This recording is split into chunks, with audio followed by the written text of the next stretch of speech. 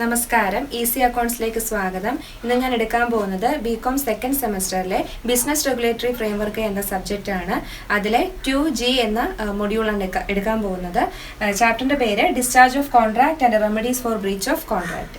അപ്പോൾ നമ്മൾ ഇതുവരെ പഠിച്ചത് ഒരു കോൺട്രാക്റ്റിന്റെ ഫോർമേഷനും പിന്നെ അതുമായി ബന്ധപ്പെട്ടുള്ള കാര്യങ്ങളാണ്. പിന്നെ ഒരു കോൺട്രാക്ട് ഫോം ചെയ്ത് കഴിഞ്ഞാൽ അത് എങ്ങനെ പെർഫോം ചെയ്യണം തുടങ്ങിയ കാര്യങ്ങളൊക്കെയാണ് നമ്മൾ പഠിച്ചത്. ഈ ചാപ്റ്ററിൽ പഠിക്കാൻ പോകുന്നത് ഒരു കോൺട്രാക്ട് എങ്ങനെയാണ് ഡിസ്ചാർജ് ചെയ്യുന്നത്, അതായത് ആ ഒരു കോൺട്രാക്ട് ടെർമിനേഷൻ ഏതെല്ലാം രീതിയിലാണ്, അല്ലെങ്കിൽ എന്താണ് ടെർമിനേഷൻ ഓഫ് കോൺട്രാക്ട് തുടങ്ങിയ കാര്യങ്ങളാണ് ഈ ചാപ്റ്ററിൽ പഠിക്കാൻ പോകുന്നത്. അപ്പോൾ ആദ്യം തന്നെ ഡിസ്ചാർജ് ഓഫ് കോൺട്രാക്ട് എന്നുള്ളതിന്റെ വേർഡ് മീനിങ് ഉദ്ദേശിക്കുന്നത് ടെർമിനേഷൻ ഓഫ് കോൺട്രാക്ട്, ഒരു കോൺട്രാക്റ്റിനെ അവസാനിപ്പിക്കുന്നത് എങ്ങനെയാണ്, അതാണ് നമ്മൾ ഈ ഒരു ചാപ്റ്റർ കൊണ്ട് ഉദ്ദേശിക്കുന്നത്. അപ്പോൾ കോൺട്രാക്ട് അവസാനിപ്പിക്കുക എന്ന് പറഞ്ഞാൽ ആ കോൺട്രാക്റ്റിൽ വരുന്ന പാർട്ടീസുകളുടെ റിലേഷൻഷിപ്പ് അവസാനിക്കുന്നതിനെയാണ് നമ്മൾ ആ കോൺട്രാക്ട് ഡിസ്ചാർജ് എന്ന് ഉദ്ദേശിക്കുന്നത്. അത് പല രീതിയിലാവാം. അത് ഏതൊക്കെയാണെന്നാണ് ഈ ചാപ്റ്റർ നമ്മൾ പ്രധാനമായിട്ടും നോക്കാൻ പോകുന്നത്. അപ്പോൾ നമ്മളത് മോഡ്സ് ഓഫ് കോൺട്രാക്ട്, അതായത് modes of discharge of contract, അത് ഏതെല്ലാം രീതിയിലാണ് ഒരു കോൺട്രാക്ട് ഡിസ്ചാർജ് ചെയ്യുന്നത്. ഫസ്റ്റ് പറയുന്നത് ബൈ പെർഫോമൻസ്. നമ്മളത് കഴിഞ്ഞ 2F എന്ന ചാപ്റ്ററിൽ പെർഫോമൻസ് ഓഫ് കോൺട്രാക്ട് പഠിച്ചിരുന്നു.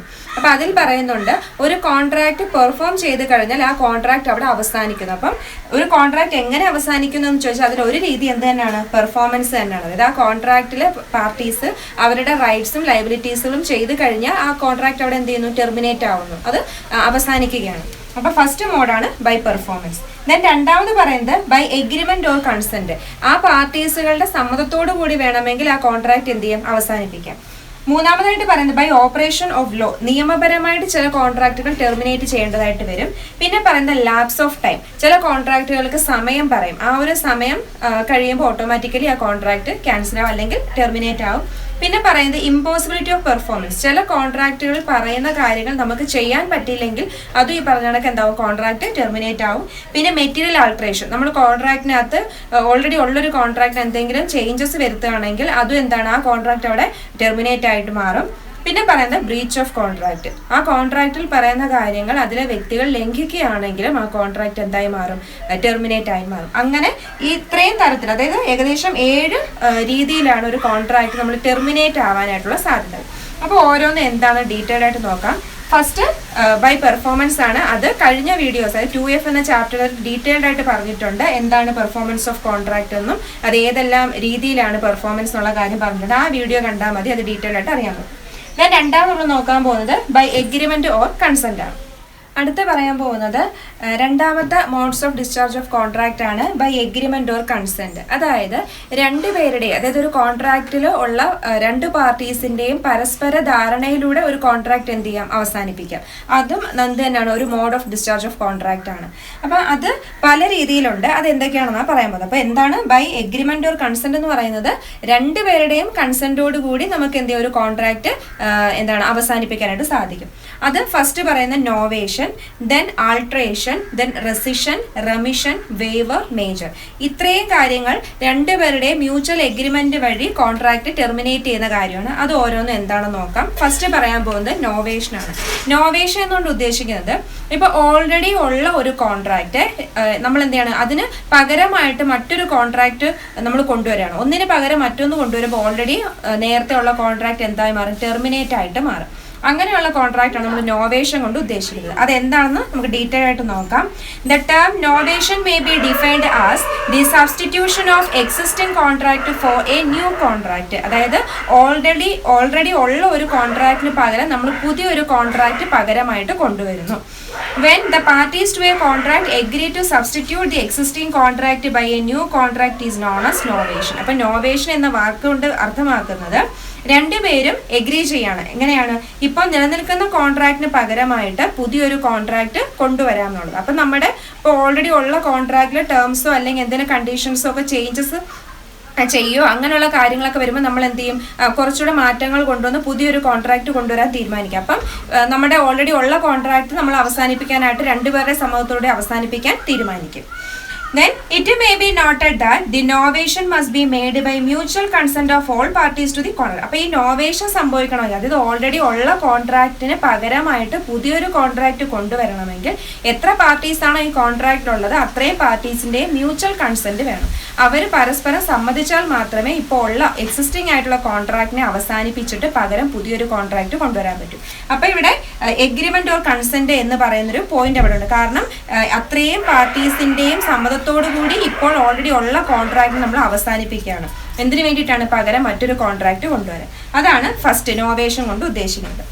ദെൻ രണ്ടാമത് പറയുന്നത് ആൾട്ടറേഷൻ. ആൾട്ടറേഷൻ എന്ന് പറഞ്ഞാൽ എന്താണ്? നമ്മളുടെ കോൺട്രാക്റ്റിനകത്ത് ചേഞ്ചസ് കൊണ്ടുവരുന്നതാണ്. അതായത് the term alteration may be defined as change in one or more terms of the contract. The alteration is valid when it is made with the consent of all parties. The alteration discharges the original contract and the parties become bound by a new contract, that is the contract with altered terms. ഇപ്പൊ രണ്ടാമത്തെ alteration കൊണ്ട് ഉദ്ദേശിക്കുന്നത് ഇപ്പോൾ already ഉള്ള കോൺട്രാക്റ്റിനകത്ത് ഒന്നോ അതിൽ കൂടുതലോ terms അല്ലെങ്കിൽ ടേംസ് ആൻഡ് കണ്ടീഷൻസിനകത്ത് നമ്മൾ ചേഞ്ചസ് കൊണ്ടുവരാൻ വേണ്ടി തീരുമാനിച്ചു. അങ്ങനെ ചേഞ്ചസ് കൊണ്ടുവരാൻ വേണ്ടി തീരുമാനിക്കുമ്പോൾ അവിടെയും എത്ര പാർട്ടീസ് ആണോ ഉള്ളത് അവരുടെ സമ്മതം വേണം. കാരണം ഒരാളുടെ മാത്രം താല്പര്യപ്രകാരം ഇപ്പോൾ നിലനിൽക്കുന്ന ഒരു എഗ്രിമെന്റിനകത്ത് നമുക്ക് ചേഞ്ചസ് കൊണ്ടുവരാൻ പറ്റില്ല.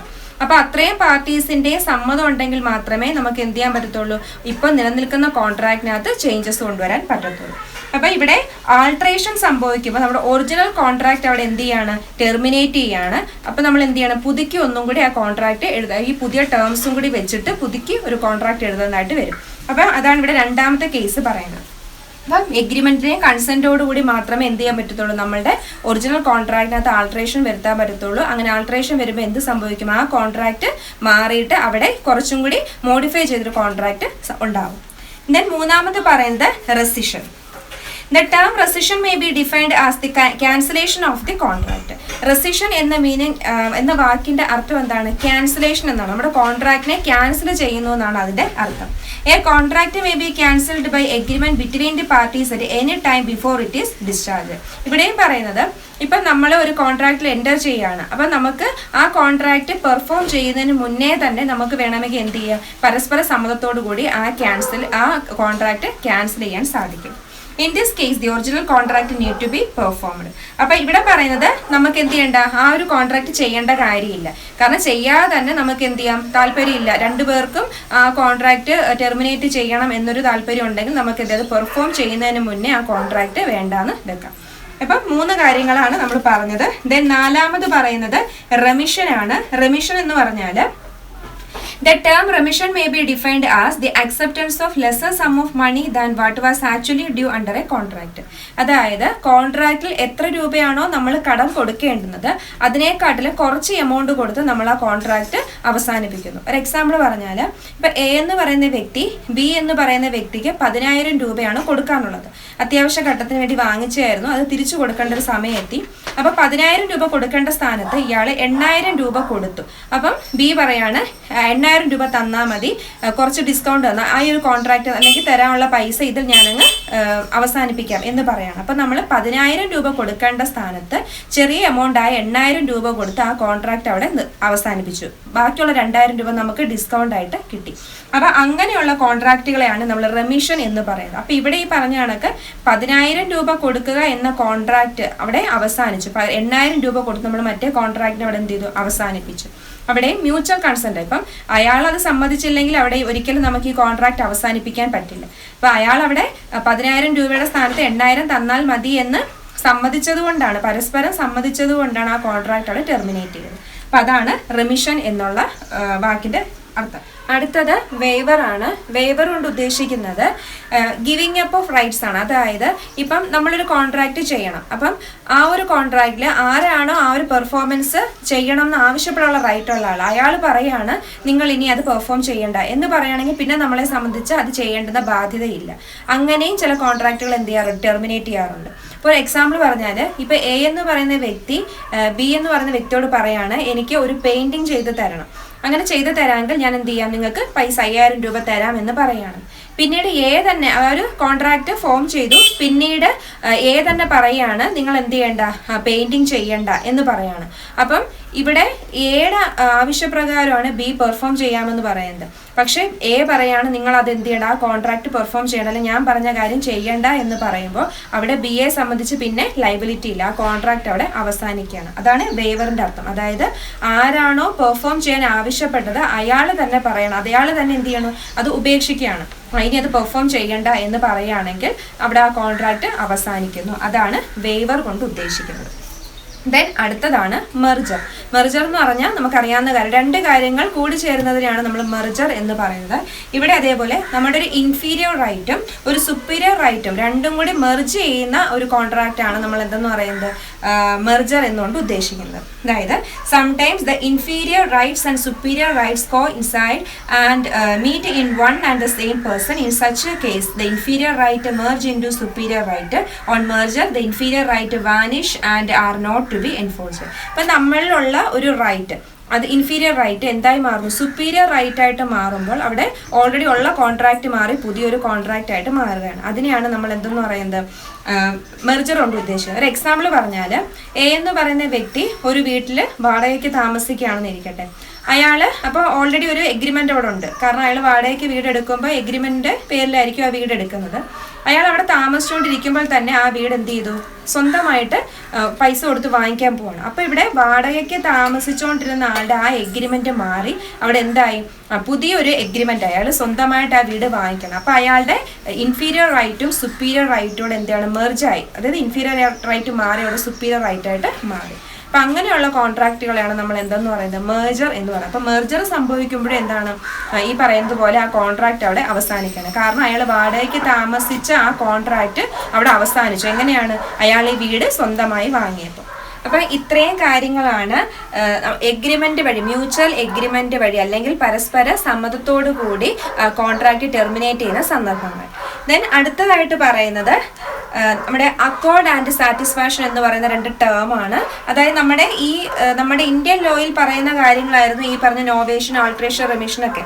എന്നാൽ നമ്മളുടെ ഇംഗ്ലീഷ് ലോയിൽ വരുമ്പോൾ ആ വാക്കിന് പകരം വേറെ വാക്കാണ് ഉപയോഗിക്കുന്നത്. അതിനെ പറ്റിയിട്ടാണ് ഇനി പറയാൻ പോകുന്നത്. അപ്പോൾ നമ്മൾ റെമിഷൻ പഠിച്ചിരുന്നു. റെമിഷൻ എന്താ പറഞ്ഞത്, നമ്മൾ ഓൾറെഡി എന്താണോ കടം കൊടുക്കാനുള്ള എമൗണ്ട് അതിനേക്കാളും കുറച്ച് എമൗണ്ട് കൊടുത്ത് അത് ഫുൾ സെറ്റിൽ ചെയ്യുന്നതിനെ പറ്റിയാണ് നമ്മൾ റെമിഷനകത്ത് പറഞ്ഞത്. എന്നാൽ ആ റെമിഷന് പകരമായിട്ട് ഇംഗ്ലീഷ് ലോയിൽ ഉപയോഗിക്കുന്ന രണ്ട് വേർഡാണ് അക്കോർഡ് ആൻഡ് സാറ്റിസ്ഫാക്ഷൻ. അപ്പോൾ നമുക്ക് അക്കോർഡ് എന്താണ്, സാറ്റിസ്ഫാക്ഷൻ എന്താണെന്ന് നോക്കാം. These two terms are used in English law. ഈ രണ്ട് ടേം ഇംഗ്ലീഷ് ലോയിൽ ഉപയോഗിക്കുന്നതാണ്. Accord means the promise to accept lesser amount than what is due under the contract. അതായത് ശരിക്കും എത്ര രൂപയാണോ നമ്മൾ കൊടുക്കാനുള്ളത് അതിനേക്കാട്ടിലും ചെറിയ എമൗണ്ട് കൊടുത്താൽ മതി എന്ന് പറയുന്ന, അല്ലെങ്കിൽ അത്രയും കൊടുത്താൽ അത് അക്സെപ്റ്റ് ചെയ്തോളാം എന്ന് പറയുന്ന പ്രോമിസിനെയാണ് നമ്മൾ അക്കോർഡ് എന്ന് പറയുന്നത്. അതായത് ഇപ്പൊ 10,000 രൂപയാണ് എ എന്ന് പറയുന്ന ആള് ബിക്ക് കൊടുക്കാനുള്ളത്. അപ്പൊ ബി എയോട് പറയാണ്, നിങ്ങൾ 10,000 തരണ്ട, 8,000 രൂപ തന്നാൽ മതി, അത് തന്നാൽ ഞാൻ 10,000 എന്നുള്ള കടം അവിടെ ഞാൻ അവസാനിപ്പിക്കാം, കാരണം ആ കടം തീർന്നതായിട്ട് ഞാൻ പറഞ്ഞോളാം എന്ന് പറയുകയാണെങ്കിൽ അതിനെയാണ് നമ്മൾ അക്കോർഡ് എന്ന് പറയുന്നത്. അപ്പോൾ ഇവിടെ പ്രോമിസ് ആണ് കൊടുക്കുന്നത്. അതായത് തരേണ്ട എമൗണ്ടിനേക്കാളും കുറച്ച് എമൗണ്ട് തന്നാൽ മതി, അത് ഞാൻ സ്വീകരിച്ചോളാം എന്ന് പറയുന്ന ഒരു പ്രോമിസിനെ നമ്മൾ അക്കോർഡ് എന്ന് പറയുന്നു. എന്നാൽ അത് ആക്ച്വലി കൊടുക്കുകയാണെങ്കിൽ, അതായത് 10,000 രൂപയുടെ സ്ഥാനത്ത് 8,000 രൂപ കൊണ്ട് കൊടുത്തു, ആക്ച്വൽ പേയ്മെന്റ് അവിടെ നടന്നു. അപ്പം അങ്ങനെ നമ്മൾ ആക്ച്വലി കൊടുത്ത് ആ ഒരു റിയൽ പേയ്മെന്റ് നടത്തുന്നതിനെ നമ്മൾ സാറ്റിസ്ഫാക്ഷൻ എന്ന് പറയുന്നു. അപ്പം അക്കോർഡ് എന്ന് പറഞ്ഞാൽ എന്താണ്, നമ്മൾ ശരിക്കും കൊടുക്കാനുള്ള എമൗണ്ടിനെക്കാട്ടിലും ചെറിയ എമൗണ്ട് കൊടുത്താൽ മതി, അത് സ്വീകരിച്ചോളാം എന്ന് പറയുന്ന ആ ഒരു പ്രോമിസ്, ആ ഒരു ഉറപ്പിനെ നമ്മൾ അക്കോർഡ് എന്നും, റിയലി നമ്മൾ ആക്ച്വലായിട്ടും ആ എമൗണ്ട് ലെസർ എമൗണ്ട് കൊടുക്കുന്നതിനെ നമ്മൾ സാറ്റിസ്ഫാക്ഷൻ എന്നും പറയുന്നു. അങ്ങനെയാണ് ഈ രണ്ട് ടേം നമ്മൾ ഇംഗ്ലീഷ് ലോയിൽ ഉപയോഗിക്കുന്നത്. അടുത്തതായിട്ട് കോൺട്രാക്ട് ടെർമിനേറ്റ് ചെയ്യുന്ന മൂന്നാമത്തെ രീതിയാണ് by the operation of law. നിയമപരമായിട്ടും ചില കോൺട്രാക്റ്റുകൾ അവസാനിപ്പിക്കും. അതെന്തൊക്കെയാണെന്ന് നോക്കാം. In certain circumstances, the contract is discharged by the operation of law. That is, the law regards the contract as discharged. നിയമപരമായിട്ടും ആ കോൺട്രാക്ട് എന്ത് ചെയ്യും, ടെർമിനേറ്റ് ആവും അല്ലെങ്കിൽ അവസാനിക്കും. Following are the circumstances under which the law regards the contract as discharged. നിയമപരമായിട്ട് contract discharge ചെയ്യുന്ന രീതികൾ ഏതൊക്കെയാണെന്നാണ് ഇനി പറയാൻ പോകുന്നത്. പ്രധാനമായിട്ട് രണ്ട് കാര്യങ്ങളാണ്. ഒന്ന് ഡെത്ത് ഓഫ് ദി പ്രോമിസർ, മറ്റൊന്ന് ഇൻസോൾവൻസി. നമുക്കറിയാവുന്ന കാര്യമാണ്, കോൺട്രാക്റ്റിൽ ഉള്ള ആ രണ്ട് പാർട്ടീസിൽ ആരെങ്കിലും ഒരാളോ അല്ലെങ്കിൽ രണ്ടുപേരോ മരിച്ചു പോവുകയാണെങ്കിൽ നിയമപരമായിട്ട് എന്താണ്, ആ കോൺട്രാക്ട് അവിടെ അവസാനിക്കും. അപ്പോൾ പ്രത്യേകം ശ്രദ്ധിക്കേണ്ടത്, ആ കോൺട്രാക്ട് പേഴ്സണൽ സ്കില്ലുമായിട്ടോ ക്വാളിഫിക്കേഷനുമായിട്ടോ ബന്ധപ്പെട്ടതാണെങ്കിൽ പിന്നെ ആ ഒരു കോൺട്രാക്ട് കണ്ടിന്യൂ ചെയ്യാൻ പറ്റില്ല. കാരണം ആ വ്യക്തിക്ക് മാത്രമേ അത് പെർഫോം ചെയ്യാൻ പറ്റൂ. അത് നമുക്ക് വേറൊരാളിലേക്ക് ട്രാൻസ്ഫർ ചെയ്യാൻ പറ്റില്ല. അല്ലാതെയൊക്കെ ആണെങ്കിൽ നമുക്കത് ലീഗൽ റെപ്രസെൻറ്റേറ്റീവിലോട്ടൊക്കെ ട്രാൻസ്ഫർ ചെയ്യാം.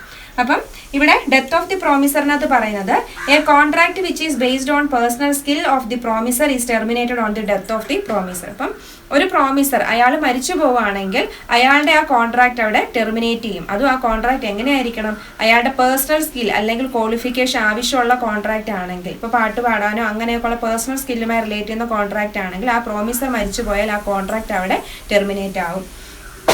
In other contract, the rights and liabilities of deceased persons pass to his legal representative. അപ്പോൾ അല്ലാത്ത കോൺട്രാക്റ്റുകളൊക്കെ ആണെങ്കിൽ നമുക്ക് എന്ത് ചെയ്യാം? ലീഗൽ റെപ്രസെൻറ്റേറ്റീവിലേക്ക് അത് ട്രാൻസ്ഫർ ചെയ്യാൻ പറ്റും.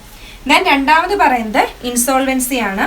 ഇൻസോൾവൻസി എന്ന് പറഞ്ഞാൽ ഈ പറഞ്ഞതുപോലെ തന്നെ ആ കോൺട്രാക്റ്റിലെ ആ ഒരു പ്രോമിസർ ഇൻസോൾവൻ്റ് ആയിട്ട് മാറിയാലും നിയമപരമായിട്ട് ആ കോൺട്രാക്ട് എന്ത് ചെയ്യും? ടെർമിനേറ്റ് ആവും. If a person is declared insolvent by the court of law, the insolvent is discharged from all his rights and liabilities arising from all his earlier contract. അപ്പോൾ ഒരാളെ അല്ലെങ്കിൽ ആ കോൺട്രാക്റ്റിൽ ആ പ്രോമിസറിനെ കോടതി ഇൻസോൾവെന്റ് അല്ലെ പാപ്പരായിട്ട് പ്രഖ്യാപിച്ചു കഴിഞ്ഞാൽ അയാളുടെ എല്ലാ റൈറ്റ്സും ലയബിലിറ്റീസും അവിടെ എന്ത് ചെയ്യുന്നു? അവസാനിക്കുകയാണ്. If the contract is not performed and the aggrieved party does not enforce his right within the limitation period, then he is debarred from enforcing the contract. അപ്പോൾ അയാളെ ഇൻസോൾവെന്റ് ആയിട്ട് പ്രഖ്യാപിക്കുന്നതിന് മുന്നേ അയാൾ ആ കോൺട്രാക്ട് ഒന്നും പെർഫോം ചെയ്തില്ല എന്നുണ്ടെങ്കിൽ ഓട്ടോമാറ്റിക്കലി ആ കോൺട്രാക്ട് എന്താണ്? അവിടെ അവസാനിക്കുകയാണ്. കാരണം അയാളെ കോടതി പാപ്പരായിട്ട് പ്രഖ്യാപിച്ച് കഴിഞ്ഞാൽ. അപ്പോൾ ഈ രണ്ട് അവസ്ഥയാണ് എന്തെന്ന് പറയുന്നത്? ഒരു കോൺട്രാക്ട് നിയമപരമായിട്ട് അവസാനിക്കുന്ന രണ്ട് സന്ദർഭങ്ങളാണ്. ഒന്ന് ഡെത്ത് ഓഫ് ദി പ്രോമിസറും മറ്റൊന്ന് ഇൻസോൾവൻസി. അടുത്തതായിട്ട് പറയുന്നത് കോൺട്രാക്ട് ടെർമിനേറ്റ് ചെയ്യുന്ന നാലാമത്തെ രീതിയാണ് ബൈ ലാപ്സ് ഓഫ് ടൈം. അതായത് ആ ഒരു സമയം കഴിയുമ്പോൾ ഓട്ടോമാറ്റിക്കലി ആ കോൺട്രാക്ട് എന്ത് ചെയ്യും? ടെർമിനേറ്റ് ആവാറുണ്ട്. ചില കോൺട്രാക്റ്റുകളിലൊക്കെ ഡ്യൂറേഷൻ പറയാം. അപ്പോൾ ആ ഡ്യൂറേഷൻ കഴിയുമ്പോൾ എന്ത് ചെയ്യാറുണ്ട്? ആ കോൺട്രാക്ട് ടെർമിനേറ്റ് ആവാറുണ്ട്. അപ്പം അതിൻ്റെ ഒരു ഡീറ്റെയിൽ ആയിട്ട് പറയാം. As a matter of fact the contract must be performed within the period specified by the limitation act. This act lays down different limitation period for different kinds of contract. After the expiry of limitation period the court will not enforce the contract and thus the contract is discharged as the parties cannot enforce their respective obligation to the court of law. അതായത് നമ്മുടെ limitation ആക്ടിൽ ഓരോ kinds of കോൺട്രാക്റ്റും ഓരോ തരത്തിലെ കോൺട്രാക്റ്റിൻ്റെയും ഒരു validity അതിൽ പറയുന്നുണ്ട്. ആ limitation ആക്ടിൽ പറയുന്നുണ്ട് ഓരോരോ കോൺട്രാക്റ്റിനും അതിൻ്റെ ഒരു കാലാവധി എത്രയാണെന്ന് പറയുന്നുണ്ട്. അപ്പോൾ നമുക്കറിയാം നമ്മൾ പൈസ തന്നെ കടം വാങ്ങുകയാണെന്നുണ്ടെങ്കിൽ ലിമിറ്റേഷൻ ആക്ടിൽ പറയുന്നുണ്ട് ഡെപ്റ്റ് ഒക്കെ 3 വർഷം വരെയാണ് അതിൻ്റെ കാലാവധി. 3 വർഷം വരെ നമുക്ക് എന്ത് ചെയ്യാം? ഡെപ്റ്റ് തിരിച്ചു കൊടുക്കാം. അപ്പോൾ ആ ഒരു സമയം കഴിയുമ്പോൾ പിന്നെ നമ്മൾ അഥവാ നമുക്ക് പൈസ കിട്ടിയില്ല എന്നുള്ളൊരു കാര്യം വരുവാടെ നമ്മൾ കോടതിയെ സമീപിക്കുകയാണെങ്കിൽ കോടതി അത് മുഖവിലേക്ക് എടുക്കത്തില്ല. കാരണം ലിമിറ്റേഷൻ ആക്ട് പ്രകാരം അതിൻ്റെ കാലാവധി കഴിഞ്ഞു. അപ്പോൾ അങ്ങനെയൊക്കെ ഉള്ള കോൺട്രാക്റ്റുകളാണ് എന്താണ് സമയം കഴിയുമ്പോൾ എന്തായി മാറുന്നത്? ലാപ്സ് അല്ലെങ്കിൽ ക്യാൻസൽ ആയിട്ട് പോകുന്നത്. അപ്പോൾ അതും എന്ത് തന്നെയാണ്? ടെർമിനേഷൻ ഓഫ് കോൺട്രാക്റ്റിൽ വരുന്നൊരു കാര്യമാണ്. ദെൻ അടുത്ത് പറയാൻ പോകുന്നത് അഞ്ചാമത്തെ modes of discharge of contract ആണ് ബൈ ഇമ്പോസിബിലിറ്റി ഓഫ് പെർഫോമൻസ്. അതായത് ചില കോൺട്രാക്റ്റിൽ പറയുന്ന പ്രവർത്തനം നമുക്ക് ചെയ്യാൻ പറ്റാത്തതാണെങ്കിൽ ആ കോൺട്രാക്ട് എന്തായിരിക്കും? ടെർമിനേറ്റ് ചെയ്യും അല്ലെങ്കിൽ അവിടെ വെച്ച് അവസാനിക്കും. Sometimes the performance of a contract is impossible. In such a case, the contract is discharged because the parties cannot perform their respective obligation. അതായത് ആ കോൺട്രാക്റ്റിൽ പറയുന്ന വ്യക്തികൾക്ക് അവർ ചെയ്യാമെന്ന് പറഞ്ഞ കാര്യം അവർക്ക് ഇമ്പോസിബിൾ ആണെങ്കിൽ, അവർക്ക് ചെയ്യാൻ പറ്റത്തില്ല എന്നുണ്ടെങ്കിൽ പിന്നെ ആ കോൺട്രാക്ട് മുന്നോട്ട് പോവില്ല. ആ കോൺട്രാക്ട് അവിടെ വെച്ച് തന്നെ അവസാനിക്കും. അപ്പോൾ അതും എന്ത് തന്നെയാണ്? ടെർമിനേഷൻ ഓഫ് കോൺട്രാക്റ്റിൻ്റെ ഒരു രീതിയാണ്. അപ്പം ഇവിടെ ഈ നമ്മുടെ ഇമ്പോസിബിലിറ്റി ഓഫ് പെർഫോമൻസ് എന്ന് പറയുന്നതിനെ രണ്ടായിട്ട് തിരിച്ചിട്ടുണ്ട്. ഇത് നമ്മൾ പെർഫോമൻസ് ഓഫ് കോൺട്രാക്റ്റിൽ പറഞ്ഞ കാര്യമാണ്. അത് തന്നെയാണ് ഇതിനകത്തും പറയുന്നത്.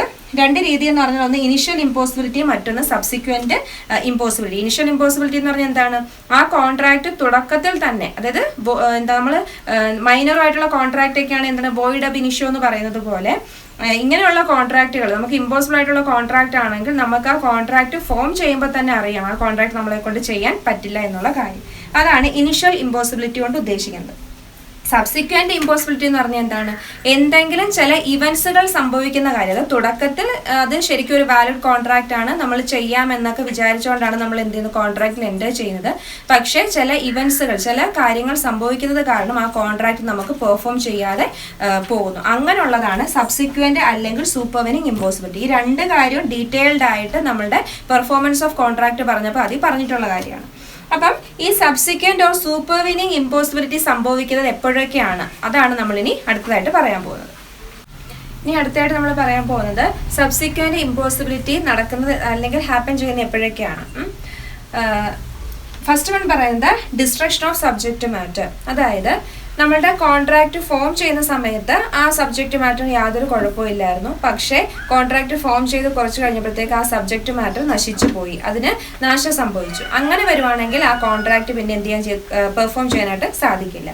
അതായത് ഇപ്പം ഒരു ബൈക്ക് എ എന്ന് പറയുന്ന ആള് ബി എന്ന് പറയുന്ന ആൾക്ക് ബൈക്ക് വിൽക്കാമെന്ന് പറഞ്ഞ് കോൺട്രാക്റ്റിൽ ഏർപ്പെട്ടു. പക്ഷെ പറഞ്ഞു കഴിഞ്ഞ് എന്താണ് ആ ബൈക്ക് എന്ത് ചെയ്തു, എന്തെങ്കിലും കത്തി നശിക്കുകയോ അങ്ങനെ എന്തെങ്കിലും ആയിരുന്നിരിക്കട്ടെ, അതായത് ആ ബൈക്കിന് നാശം സംഭവിച്ചു, അത് ഉപയോഗിക്കാൻ പറ്റാത്ത രീതിയിൽ ആയിരുന്നിരിക്കട്ടെ. അങ്ങനെ ആയാൽ പിന്നെ നമുക്ക് ആ ബൈക്ക് വിൽക്കാൻ പറ്റില്ല, കാരണം അത് ഉപയോഗിക്കാൻ പറ്റില്ല. അപ്പോൾ ആ കോൺട്രാക്ട് അവിടെ ടെർമിനേറ്റ് ആയിട്ട് മാറും. പിന്നെ ഇവിടെ ശ്രദ്ധിക്കേണ്ട കാര്യം, ഈ സബ്ജക്റ്റ് മാറ്ററിന് നാശം സംഭവിച്ചത് ആ പാർട്ടീസിന്റെ അറിവോട് കൂടിയോ അല്ലെങ്കിൽ പാർട്ടീസ് അതിന് മനഃപൂർവ്വം നശിപ്പിക്കുകയോ പാടില്ല, അല്ലാതെ എന്തെങ്കിലും സംഭവിച്ചതായിരിക്കണം. അതായത് അയാൾക്ക് കൊടുക്കാതിരിക്കാൻ വേണ്ടി അയാൾ സ്വയം അത് നശിപ്പിക്കാനോ ഒന്നും പാടില്ല. അങ്ങനെയാണെങ്കിൽ അതിന് നമുക്ക് ഡാമേജസിനൊക്കെ ക്ലെയിം ചെയ്യാൻ പറ്റും. ഇത് അവരുടെ അറിവോടായിരിക്കരുത്, അല്ലാതെ ആരെങ്കിലും ചെയ്തതാണെങ്കിൽ നമുക്ക് അത് സൂപ്പർവെനിങ് ഇമ്പോസിബിലിറ്റി ആണ്, ആ കോൺട്രാക്റ്റോട് ടെർമിനേറ്റ് ആയിട്ട് മാറും. ഇനി രണ്ടാമതായിട്ട് പറയാൻ പോകുന്നത് non occurrence or non existence of a particular state of thing. അതായത് നമ്മൾ ഒരു കാര്യം ചെയ്യാൻ വേണ്ടി ഒരു കോൺട്രാക്റ്റിൽ എൻ്റർ ചെയ്തു, പക്ഷേ അത് സംഭവിക്കുന്നില്ല, ചെയ്യാൻ പറ്റുന്നില്ല. അങ്ങനെയുള്ള കോൺട്രാക്റ്റുകളാണ് non occurrence or non existence of a particular state of തിങ്സിൽ പറയുന്നത്. അതായത് sometimes a contract is entered into between two parties on the basis of a continued existence or occurrence of a particular state of things. അതായത് ഒരു കാര്യം സംഭവിക്കും അല്ലെങ്കിൽ അത് ഭാവിയിൽ നടക്കും എന്ന ഉദ്ദേശത്തോടു കൂടിയാണ് രണ്ടുപേരും കോൺട്രാക്റ്റിൽ എൻ്റർ ചെയ്തത്, പക്ഷേ എന്ത് ചെയ്യുന്നില്ല, അത് നടക്കുന്നില്ല. അങ്ങനെയുള്ള സന്ദർഭങ്ങളും എന്താണ്, പിന്നെ ആ കോൺട്രാക്ട് അവിടെ നിലനിൽക്കത്തില്ല, ആ കോൺട്രാക്ട് അവിടെ ടെർമിനേറ്റ് ആയിട്ട് മാറും. അതായത് ഇപ്പോൾ നമ്മളൊരു എക്സാമ്പിൾ പറയുകയാണെങ്കിൽ, നമ്മൾ ഗൾഫിൽ പോകാനായിട്ടൊക്കെ നമ്മൾ ഏജന്റ് എന്ത് ചെയ്യും, ഏജന്റുമായിട്ട് കോൺട്രാക്റ്റിൽ ഏർപ്പെടും. അല്ലെങ്കിൽ നമ്മൾ ഏജൻസിയിലൊക്കെ ചെന്നിട്ട് ഗൾഫിൽ പോകാൻ വേണ്ടിയിട്ടൊക്കെ നമ്മൾ പൈസയൊക്കെ കൊടുത്തിട്ട് എന്ത് ചെയ്യും, ഒരു കോൺട്രാക്റ്റിൽ എൻ്റർ ചെയ്യും. പക്ഷെ പിന്നീട് ചില കാര്യങ്ങൾ കൊണ്ട് ചിലപ്പോൾ അത് നടക്കില്ല. അപ്പോൾ ആ കോൺട്രാക്ട് അവിടെ എന്ത് ചെയ്തു, ടെർമിനേറ്റ് ആയിട്ട് മാറി. ദെൻ മൂന്നാമത് പറയുന്നത് change of law or change of government policy. അതായത് നിയമം അല്ലെങ്കിൽ ഗവൺമെന്റ് പോളിസിയിൽ ചേഞ്ചസ് വരികയാണ്. അങ്ങനെ വരുമ്പോഴും നമ്മുടെ കോൺട്രാക്ട് അവിടെ എന്താവും, ഇമ്പോസിബിൾ ആയിട്ട് മാറും. അങ്ങനെ വരുമ്പോൾ ആ കോൺട്രാക്ട് അവിടെ ടെർമിനേറ്റ് ആവും. അതായത് ഇവിടെ പറയുന്നത് sometimes the contract R valid and lawful when they are made, but they become unlawful due to subsequent changes in the law or change in the government policy, then contract is discharged as their performance become impossible. തുടക്കത്തിൽ യാതൊരു കുഴപ്പവും ഇല്ലാതെ നല്ല രീതിയിൽ form ചെയ്തൊരു contract ആണ്. നമ്മൾ contract form ചെയ്ത് കുറച്ച് കഴിഞ്ഞപ്പോൾ ഗവൺമെന്റിന്റെ നിയമം മാറി. അപ്പോൾ നിയമം മാറിയത് കൊണ്ട് നമുക്ക് ആ കോൺട്രാക്ട് പെർഫോം ചെയ്യാൻ പറ്റുന്നില്ല. അങ്ങനെ വരുമ്പോൾ ആ കോൺട്രാക്ട് അവിടെ എന്ത് ചെയ്യും, ടെർമിനേറ്റ് ആകും. ഒരു എക്സാമ്പിൾ നോക്കാം. A entered into a contract to sell some imported goods to B for 2 lakhs. അപ്പോൾ ഇവിടെ എ എന്ത് ചെയ്തു, ബിയുമായിട്ട് ഒരു കോൺട്രാക്റ്റിൽ ഏർപ്പെട്ടു. അതായത് ഇമ്പോർട്ടഡ് ഗുഡ്സ് വിൽക്കാമെന്നുള്ള ഒരു 2 ലക്ഷം രൂപയ്ക്ക് വിൽക്കാം എന്നുള്ള കോൺട്രാക്റ്റ് ആയിരുന്നു. Before the supply of goods government passed A law which band the sale of imported goods. അപ്പം ഇവിടെ അയാൾ ആ ഒരു കോൺട്രാക്ട് ഫോം ചെയ്ത സമയത്ത് ഗവൺമെന്റിന്റെ നിയമങ്ങളോ അങ്ങനെ കാര്യങ്ങളോ ഒന്നും ഇല്ലായിരുന്നു. ഫോം ചെയ്ത് കഴിഞ്ഞ് ഈ ഒരു ഗുഡ്സ് ഇമ്പോർട്ട് ചെയ്ത് കഴിഞ്ഞ് ഇയാൾ വിൽക്കാൻ നേരത്താണ് അറിയുന്നത് ഗവൺമെന്റ് നിയമം മാറ്റി. അതായത് ഇമ്പോർട്ടഡ് ഗുഡ്സ് വിൽക്കാൻ പറ്റില്ല, അത് വിൽക്കുന്നതെ ബാൻ ചെയ്തുകൊണ്ടുള്ളൊരു നിയമം വന്നു. അപ്പോൾ നമ്മൾ ആ കോൺട്രാക്റ്റിൽ എൻ്റർ ചെയ്ത സമയത്ത് ഇങ്ങനൊരു നിയമം ഇല്ലായിരുന്നു. പക്ഷേ നമ്മളത് വിൽക്കാൻ തുടങ്ങിയ സമയത്ത് എന്ത് ചെയ്തു, അങ്ങനെ ഒരു പുതിയ നിയമം വന്നു. അപ്പോൾ അവിടെ ആ കോൺട്രാക്റ്റോടെ എന്ത് ചെയ്തു, ടെർമിനേറ്റ് ചെയ്തു. ദെൻ അടുത്ത പറയുന്നത് ഔട്ട് ബ്രേക്ക് ഓഫ് വാർ. ഇത് നമ്മൾ നേരത്തെ പറഞ്ഞിട്ടുള്ള കാര്യമാണ്. അതായത് നമ്മളൊരു ഫോറിൻ കൺട്രിയുമായിട്ട് നമ്മൾ കോൺട്രാക്റ്റിൽ ഏർപ്പെട്ട് കഴിഞ്ഞ്, അല്ലെങ്കിൽ ഫോറിൻ കൺട്രിയിലുള്ള ഒരു വ്യക്തിയുമായിട്ട് നമ്മൾ കോൺട്രാക്റ്റിലൊക്കെ ഏർപ്പെട്ട് കഴിഞ്ഞിട്ടാണ് വാർ ഡിക്ലെയർ ചെയ്യുന്നത്. അങ്ങനെ വന്നു കഴിഞ്ഞാൽ നമുക്ക് എന്ത് ചെയ്യാൻ പറ്റത്തില്ല, ആ കോൺട്രാക്റ്റ് കണ്ടിന്യൂ ചെയ്യാൻ പറ്റില്ല. ഇവിടെ പറയുന്നത് on the declaration of war the performance of the pending contract with citizens of other country become impossible. Such a contract are either suspended or declared as void by the government. അപ്പോൾ നമ്മൾ അഥവാ അങ്ങനെ ഒരു contract form ചെയ്തു, എന്നാൽ അത് ആ രാജ്യമായിട്ട് വാർ declare ചെയ്ത് കഴിഞ്ഞാൽ പിന്നെ ആ കോൺട്രാക്ട് ഗവൺമെന്റ് വോയിഡ് ആയിട്ട് കണക്കാക്കും. However, all the contract entered into with the alien enemy during the war are unlawful and void ab initio. അപ്പോൾ നമ്മുടെ അലൈൻ എനിമി ആയിട്ടുള്ള ഏതൊരു കോൺട്രാക്റ്റും എന്തായിരിക്കും, വോയിഡ് അബ് ഇനിഷ്യോ ആയിരിക്കും. നമ്മൾ തുടക്കത്തിൽ തന്നെ അത് വോയിഡ് ആയിരിക്കും. അപ്പോൾ ഇത്രയും കാര്യങ്ങളാണ് സൂപ്പർവെനിങ് ഇമ്പോസിബിലിറ്റി കാരണം ടെർമിനേറ്റ് ആവുന്ന കോൺട്രാക്റ്റുകൾ. അപ്പോൾ ഇത്രയും സന്ദർഭങ്ങളിലൂടെയാണ് നമുക്ക് ഒരു പെർഫോമൻസ് ചെയ്യാൻ പറ്റാതാവുകയും ആ കോൺട്രാക്റ്റ് ടെർമിനേറ്റ് ആയി പോവുകയും ചെയ്യുന്നത്. അടുത്തായിട്ട് പറയാൻ പോകുന്നത് ഒരു ടേമാണ് ഡോക്ട്രിൻ ഓഫ് ഫ്രസ്ട്രേഷൻ. അതായത് നമ്മളുടെ ഇന്ത്യൻ ലോയിൽ എന്താണ് സൂപ്പർവെനിങ് ഇമ്പോസിബിലിറ്റി എന്ന് പറയുന്നത് എന്താണ് നമ്മൾ പഠിച്ചു. അതേ സൂപ്പർവെനിങ് ഇമ്പോസിബിലിറ്റി തന്നെ ഇംഗ്ലീഷ് ലോയിൽ അതിന് പകരമായിട്ട് നമ്മൾ ഉപയോഗിക്കുന്ന ടേമാണ് ഡോക്ട്രിൻ ഓഫ് ഫ്രസ്ട്രേഷൻ. അതായത് സൂപ്പർവെനിങ് ഇമ്പോസിബിലിറ്റി സംഭവിക്കുകയാണെങ്കിൽ അതിനെ എങ്ങനെയാണ് നമ്മൾ കണക്കാക്കേണ്ടത്, അതാണ് ഡോക്ട്രിൻ ഓഫ് ഫ്രസ്ട്രേഷൻ കൊണ്ട് ഉദ്ദേശിക്കുന്നത്. The term frustration is the concept used in English law. English law il ഉപയോഗിക്കുന്ന ഒരു കൺസെപ്റ്റ് ആണ് എന്ത് ഫ്രസ്ട്രേഷൻ എന്ന് പറയുന്ന term, which is the parallel concept of supervening impossibility. നമ്മളുടെ ഇന്ത്യൻ ലോയിൽ ഉപയോഗിക്കുന്ന സൂപ്പർവെനിങ് ഇമ്പോസിബിലിറ്റി എന്ന് പറയുന്ന ഒരു സന്ദർഭത്തെ തന്നെയാണ് ഫ്രസ്ട്രേഷൻ കൊണ്ട് ഇവിടെ ഉദ്ദേശിക്കുന്നത്. Frustration means that in the case of subsequent impossibility the court of law may declare the contract as void. അതായത് ഫ്രസ്ട്രേഷൻ എന്ന് പറഞ്ഞാൽ ഒരു കോൺട്രാക്റ്റ് പകുതി വെച്ച് അത് ഫോം ചെയ്ത് കഴിഞ്ഞ് പിന്നീട് അത് നമുക്ക് ചെയ്യാൻ പറ്റാതെ പെർഫോം ചെയ്യാതെ എന്തെങ്കിലും സംഭവിക്കുകയാണെങ്കിൽ കോടതി തന്നെ ആ കോൺട്രാക്റ്റിനെ വോയിഡ് ആയിട്ട് പ്രഖ്യാപിക്കും. അതാണ് ഫ്രസ്ട്രേഷൻ എന്നുകൊണ്ട് ഉദ്ദേശിക്കുന്നത്. In Indian law regarding the doctrine of frustration is codified and is contained in section 56 of the Indian Contract Act. ഇപ്പോൾ നമ്മളുടെ ഇന്ത്യൻ കോൺട്രാക്ട് ആക്ടിലെ സെക്ഷൻ 56-ലാണ് ഡോക്ട്രിൻ ഓഫ് ഫ്രസ്ട്രേഷൻ എന്താണ് അതിനെപ്പറ്റി പറയുന്നത്. Frustration may be defined as premature termination of the contract owing to the change of circumstances which are entirely beyond the control of the parties of the contract. ഇപ്പോൾ frustration എന്താണെന്ന് ചോദിച്ചാൽ ഒരു contract ആ കോൺട്രാക്റ്റിലെ പാർട്ടീസിന്റെ നിയന്ത്രണത്തിന് അതീതമായി എന്തെങ്കിലും സംഭവിച്ച വഴി ആ കോൺട്രാക്റ്റ് അവിടെ അവസാനിക്കുകയാണെങ്കിൽ, അതായത് പ്രിമച്വർ ടെർമിനേഷൻ ആണ് എന്ന് പറഞ്ഞാൽ ആ കോൺട്രാക്റ്റ് നമ്മൾ ചെയ്യുന്നതിന് മുന്നേ എന്ത് ചെയ്തു അത് ടെർമിനേറ്റ് ആയി പോവുകയാണ്. അങ്ങനെയുള്ള അവസ്ഥയാണ് നമ്മൾ ഫ്രസ്ട്രേഷൻ എന്നുകൊണ്ട് ഉദ്ദേശിക്കുന്നത്. In some cases, the performance of the contract will be discharged due to the happening of some events beyond the control of the contracting parties. അതായത് കോൺട്രാക്റ്റിലെ പാർട്ടീസിന് നിയന്ത്രിക്കാൻ പറ്റാതെ അല്ലെങ്കിൽ അവർക്ക് ഒന്നും ചെയ്യാൻ പറ്റത്തില്ല, അങ്ങനെയുള്ളൊരു സന്ദർഭമാണ് പാർട്ണറിന്റെ പാർട്ടീസിന്റെ മരണം എന്നൊക്കെ പറഞ്ഞു. അപ്പോൾ മരണം എന്നൊക്കെ പറഞ്ഞാൽ ഒരാൾ മരിച്ചുപോയാൽ പിന്നെ അവർക്ക് വേറെ ഒന്നും ചെയ്യാൻ പറ്റത്തില്ല, അയാളെ തിരിച്ചു കൊണ്ടുവരാനൊന്നും പറ്റില്ല. അപ്പൊ അവരുടെ നിയന്ത്രണത്തിന് അതീതമായി എന്തെങ്കിലും സംഭവിക്കുന്ന കാരണം ആ കോൺട്രാക്ട് ടെർമിനേറ്റ് ആയി പോവുകയാണെങ്കിൽ അതിനെയാണ് നമ്മൾ ഫ്രസ്ട്രേഷൻ കൊണ്ട് ഉദ്ദേശിക്കുന്നത്. അപ്പൊ അങ്ങനെയുള്ള സന്ദർഭങ്ങൾ ഏതൊക്കെയാണെന്നാണ് പറയാൻ പോകുന്നത്. ഒന്ന്, അപ്പൊ ഈ ഫ്രസ്ട്രേഷൻ എന്ന് പറയുന്ന രണ്ട് സന്ദർഭങ്ങളാണ് ഇവിടെ പറയുന്നത്. ഒന്ന്, when the performance of the contract become physically impossible. നമുക്ക് ഫിസിക്കലി ഒന്നും ചെയ്യാൻ പറ്റത്തില്ലെങ്കിൽ അങ്ങനെ ഉണ്ടാവുന്ന ആ കോൺട്രാക്റ്റിലെ പെർഫോമൻസ് നമുക്ക് ഫിസിക്കലായിട്ട് ചെയ്യാൻ പറ്റുന്നില്ല എന്നുണ്ടെങ്കിൽ. രണ്ടാമത് പറയുന്നത് where the basic object or purpose of the contract has failed and it can no longer be carried out.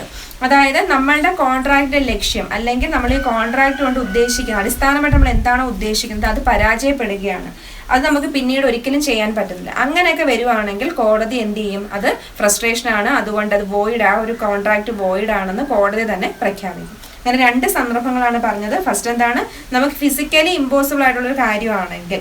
രണ്ടാമത് പറഞ്ഞാൽ എന്താണ്, ആ കോൺട്രാക്ടിന്റെ ഒബ്ജക്റ്റ് നമുക്കിനി ഒരിക്കലും ചെയ്യാൻ പറ്റില്ല, നമ്മളെ പരാജയപ്പെട്ടു പോയി, ഇനി ഒരിക്കലും നമുക്ക് ചെയ്യാൻ പറ്റില്ല എങ്കിൽ. ആ രണ്ട് സന്ദർഭങ്ങളെയാണ് ഫ്രസ്ട്രേഷൻ എന്നുകൊണ്ട് ഉദ്ദേശിക്കുന്നത്. അടുത്ത ഒരു ടെർമിനേഷൻ ഓഫ് കോൺട്രാക്റ്റിന്റെ രീതിയാണ് മെറ്റീരിയൽ ഓൾട്രേഷൻ. നമ്മൾ ഓൾട്രേഷൻ പഠിച്ചിരുന്നു, അവിടെ നമ്മൾ പറഞ്ഞ എന്താണ്, ബൈ എഗ്രിമെന്റ് ഓർ കൺസെന്റിനകത്താണ് ഓൾട്രേഷൻ പഠിച്ചത്. അതായത് എത്ര പാർട്ടീസ് ഉണ്ടോ അത്രയും പാർട്ടീസിന്റെ സമ്മതത്തോടു കൂടി നമ്മൾ കോൺട്രാക്റ്റിൽ ഓൾട്രേഷൻ വരുത്തുവാണെങ്കിൽ നമുക്ക് എന്ത് ചെയ്യാം, ആ കോൺട്രാക്റ്റ് അവിടെ ടെർമിനേറ്റ് ആയിട്ട് പുതിയ കോൺട്രാക്റ്റ് ആക്കാം എന്നൊക്കെ അതിനകത്ത് പറഞ്ഞു. ഇത് പറയുന്നത് മെറ്റീരിയൽ ഓൾട്രേഷൻ ആണ്. അതായത് നമ്മളുടെ ഓൾറെഡി ഉള്ള കോൺട്രാക്റ്റിനകത്ത് മറ്റു പാർട്ടി അറിയാതെ ഈ പാർട്ടി എന്തെങ്കിലും ചേഞ്ചസ് വരുത്തിയെന്നിരിക്കട്ടെ, അങ്ങനെ വരുവാണെങ്കിൽ, അതായത് രണ്ടുപേരുടെ സമ്മതം അല്ലാതെ ഒരാളുടെ മാത്രം താല്പര്യപ്രകാരം ആ കോൺട്രാക്റ്റിന്റെ ടേംസിനകത്ത് മാറ്റങ്ങൾ വരുത്തുവാണെങ്കിൽ മറ്റേ ആളത് അംഗീകരിക്കുന്നില്ല. അങ്ങനെ വരുമ്പോൾ ആ കോൺട്രാക്റ്റ് അവിടെ എന്ത് ചെയ്യുന്നു, ടെർമിനേറ്റ് ചെയ്യാറുണ്ട്. അതാണ് മെറ്റീരിയൽ ആൾട്രേഷൻ കൊണ്ട് ഉദ്ദേശിക്കുന്നത്. The term material alteration may be defined as the change in one or more terms of the contract. അപ്പോൾ മെറ്റീരിയൽ ഓൾട്രേഷൻ എന്ന് പറഞ്ഞാൽ എന്താണ്, നമ്മുടെ കോൺട്രാക്റ്റിൽ ഒന്നോ അതിൽ കൂടുതലോ ടേംസുകളെ നമ്മൾ ചേഞ്ച് ചെയ്യുന്നു, അതിനെയാണ് മെറ്റീരിയൽ ഓൾട്രേഷൻ കൊണ്ട് ഉദ്ദേശിക്കുന്നത്. It is important to note that in the case of written contract, the material alteration by one party without the consent of the other party, then the other party can avoid the contract and thus the contract is discharged.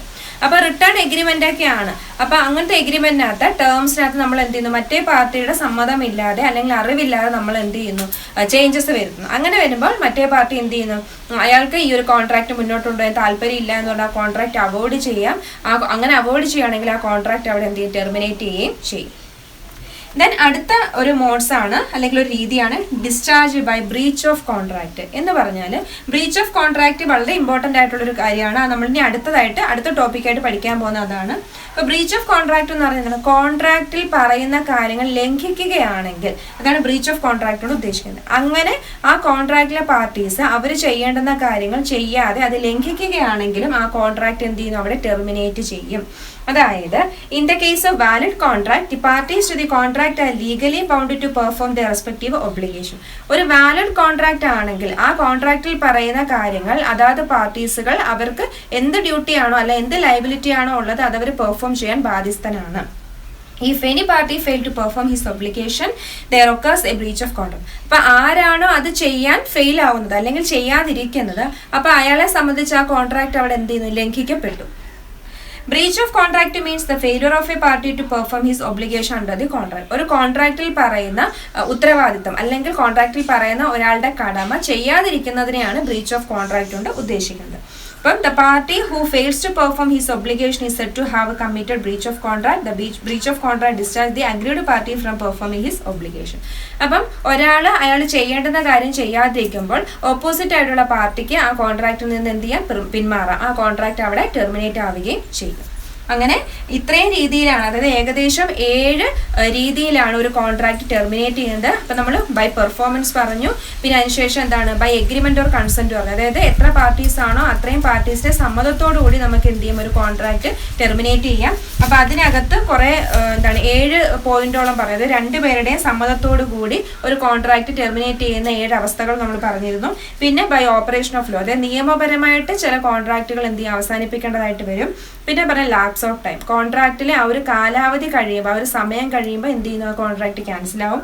പിന്നെ പറഞ്ഞ impossibility of performance, ഒരു കോൺട്രാക്റ്റിൽ perform ചെയ്യാൻ പറ്റാത്ത കാര്യമാണെങ്കിലും അവിടെ ആ contract എന്ത് ചെയ്യും, ടെർമിനേറ്റ് ആവും. പിന്നെ പറഞ്ഞത് ബൈ മെറ്റീരിയൽ ഓൾട്ടറേഷൻ, കോൺട്രാക്റ്റിലെ പാർട്ടീസിന്റെ സമ്മതമില്ലാതെ ഒരാളുടെ സമ്മതമില്ലാതെ മറ്റൊരാൾ ആ കോൺട്രാക്റ്റ് എന്തെങ്കിലും ചേഞ്ചസ് കൊണ്ടുവരുവാണെങ്കിൽ ആ കോൺട്രാക്ട് എന്ത് ചെയ്യും, എതിർ കക്ഷിക്ക് അത് അവോയ്ഡ് ചെയ്യാം, അവിടെ ടെർമിനേറ്റ് ചെയ്യാം. ദെൻ ലാസ്റ്റ് പറഞ്ഞത് ബൈ ബ്രീച്ച് ഓഫ് കോൺട്രാക്ട് ആണ്. അതായത് ആ കോൺട്രാക്റ്റിൽ പറയുന്ന ഒബ്ലിഗേഷൻ ചെയ്യാതെ അല്ലെങ്കിൽ അയാളുടെ കടമ ചെയ്യാതെ അത് ലംഘിക്കുകയാണെങ്കിൽ ആ കോൺട്രാക്ട് അവിടെ എന്ത് ചെയ്യുന്നു, ടെർമിനേറ്റ് ആയിട്ട് മാറും. അടുത്തായിട്ട് നമ്മൾ പറയാൻ പോകുന്നത് വളരെ ഇമ്പോർട്ടൻ്റ് ആയിട്ടുള്ള ടോപ്പിക്കാണ് remedies for breach of contract. അതായത് കോൺട്രാക്ട് ആരെങ്കിലും ലംഘിക്കുകയാണെങ്കിൽ അതിന് പരിഹാര മാർഗം എന്താണ്, എന്തെല്ലാം റെമഡീസ് ആണ് ഉള്ളത്. ഇത് വളരെ ഇമ്പോർട്ടൻ്റ് ആണ്, ഒരുപാട് എക്സാമിനൊക്കെ ചോദിച്ചിട്ടുള്ളൊരു കാര്യമാണ്.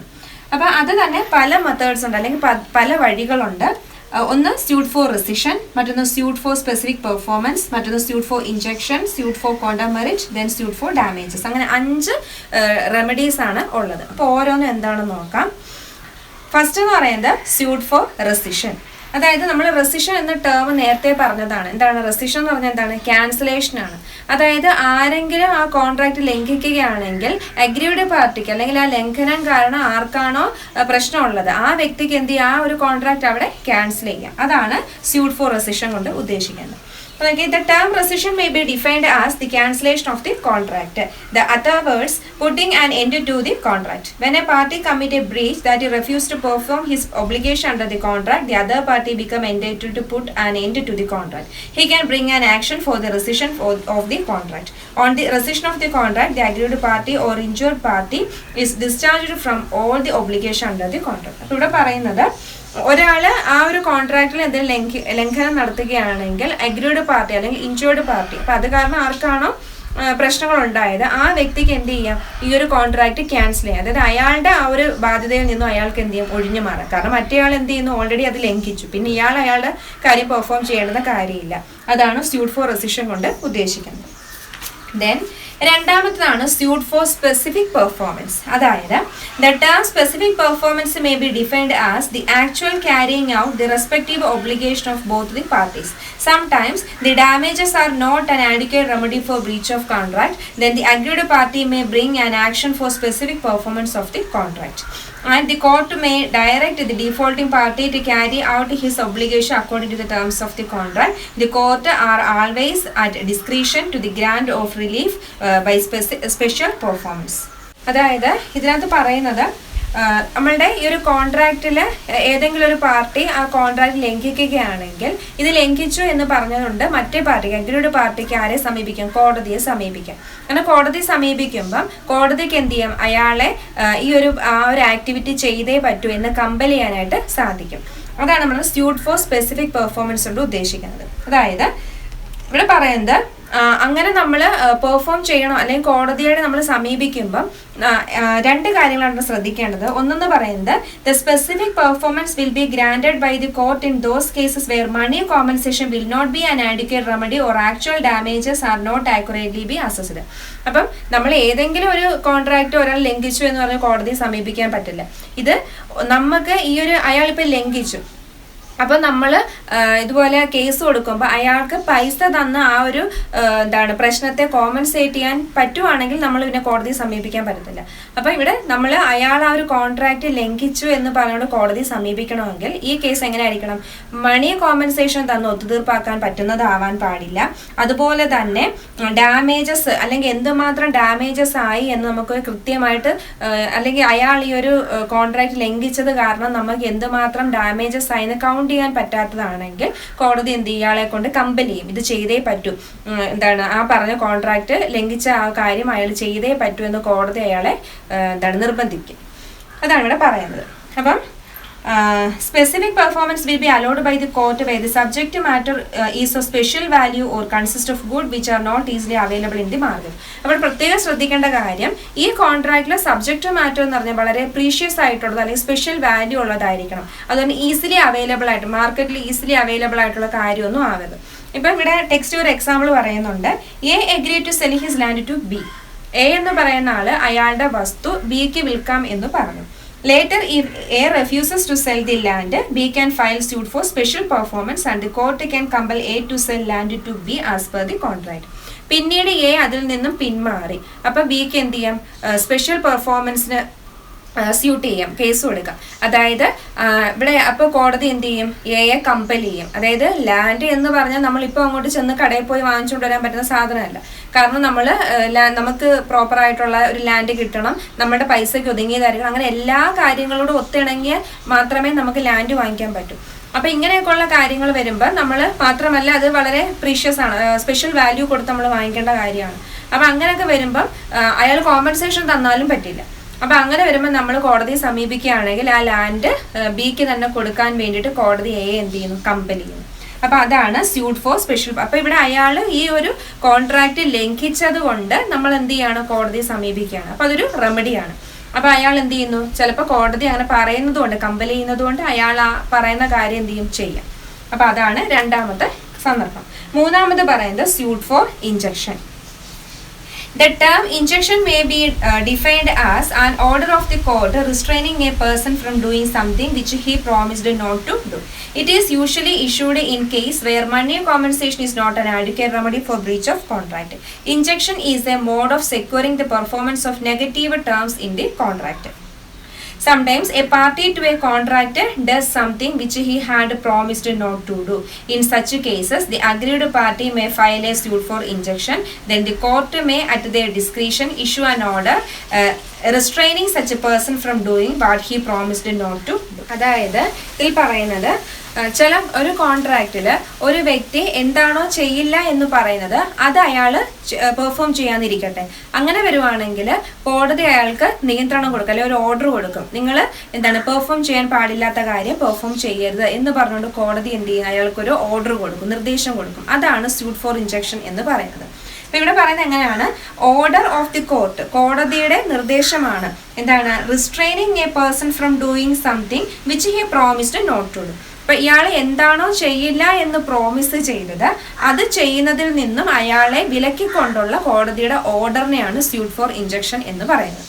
അപ്പൊ അതായത് അയാളപ്പോൾ ആ ടേംസിൽ പറയുന്ന കാര്യങ്ങൾ ലംഘിക്കുകയാണെങ്കിൽ കോടതി അയാളെ എന്ത് ചെയ്യുന്നു? വിലക്കും. നിങ്ങൾ അങ്ങനെ ചെയ്യരുത്, അങ്ങനെ ചെയ്യില്ല എന്ന് പറഞ്ഞ കാര്യം നിങ്ങളത് ചെയ്യാൻ പാടില്ല എന്ന് കോടതി അയാളെ എന്ത് ചെയ്യും? വിലക്കും. അതാണ് സ്യൂട്ട് ഫോർ ഇൻജക്ഷൻ. ദെൻ അടുത്ത പറയുന്നത് സ്യൂട്ട് ഫോർ ക്വാണ്ടം മെറിറ്റ്സ്. അതായത് literally the expression quantum merits means as much as earned or as much as is merited. In legal sense it means the payment in proportion to the work done. അപ്പോൾ ഇവിടെ condom merits കൊണ്ട് ഉദ്ദേശിക്കുന്നത് നമ്മൾ എത്രത്തോളം ചെയ്തു. ഇപ്പോൾ ചില contract ഒക്കെ നമ്മൾ തുടക്കത്തിൽ പെർഫോം ചെയ്തു, കുറച്ച് കഴിയുമ്പോഴത്തേക്ക് എന്ത് ചെയ്യും, ആ കോൺട്രാക്ട് ബ്രീച്ച് ലംഘിക്കപ്പെടും, ഒരാളെ ലംഘിക്കപ്പെട്ടു എന്നിരിക്കട്ടെ. അങ്ങനെ വരുവാണെങ്കിൽ എത്ര വരെ നമ്മൾ പെർഫോം ചെയ്തോ അതുവരെയുള്ള കോമ്പൻസേഷൻ അല്ലെ അതുവരെ ഉള്ളതിന്റെ ബെനിഫിറ്റ് കിട്ടാൻ നമുക്ക് അവകാശമുണ്ട്. അതാണ് ഇവിടെ പറയുന്നത് payment in proportion to the work done. എത്ര വരെ നമ്മൾ ജോലി ചെയ്തോ അതിന് ആനുപാതികമായിട്ട് നമുക്ക് എന്ത് ചെയ്യാം, പേയ്മെന്റ് നൽകാം. അപ്പോൾ ഒരു എക്സാമ്പിൾ പറഞ്ഞാൽ ഇപ്പോൾ ഒരു ആശാരി ഒരു വീട്ടിലെ ഫർണിച്ചർ പണി ചെയ്യാൻ വേണ്ടിയിട്ട് അയാൾ കോൺട്രാക്റ്റിൽ ഏർപ്പെട്ടു. അയാൾ വന്നു കുറച്ച് ഫർണിച്ചറൊക്കെ പണിതു. അങ്ങനെ പണിതുകൊണ്ടിരിക്കുമ്പോഴാണ് മറ്റേ ആൾ എന്ത് ചെയ്യുന്നത്, എന്താണ് ആ കോൺട്രാക്ട് നിങ്ങൾ ഇനി ഇവിടെ പണിക്ക് വരണ്ട എന്ന് പറഞ്ഞിട്ട് ലംഘിക്കാതിരിക്കട്ടെ. അപ്പോൾ അയാൾ എത്രമാത്രം ഫർണിച്ചർ പണിതോ അതിനുള്ള എന്താണ് ബെനിഫിറ്റ് അല്ലെ അതിനുള്ള ശമ്പളം അയാൾക്ക് കിട്ടാനുള്ള റൈറ്റ് ഉണ്ട്. അതാണ് സ്യൂട്ട് ഫോർ കോണ്ടം മെറിറ്റ്സ്. അഥവാ മറ്റേ ആളതിൽ നിഷേധിക്കുകയാണെങ്കിൽ ഇയാൾക്ക് എന്ത് ചെയ്യാം, അയാൾക്കെതിരെ കേസ് കൊടുക്കുക. കാരണം ഞാൻ ഇത്രമാത്രം പണി ആ വീട്ടിൽ ചെയ്തിരുന്നു, അതിനുള്ള കോമ്പൻസേഷൻ എനിക്ക് കിട്ടണം എന്ന് പറഞ്ഞിട്ട് ഇയാൾക്ക് എന്ത് ചെയ്യാം, കേസ് ഫയൽ ചെയ്യാം. But the general rule is that where a party to the contract has no fully performed what the contract demands, he can bring no action for payment for which he has done.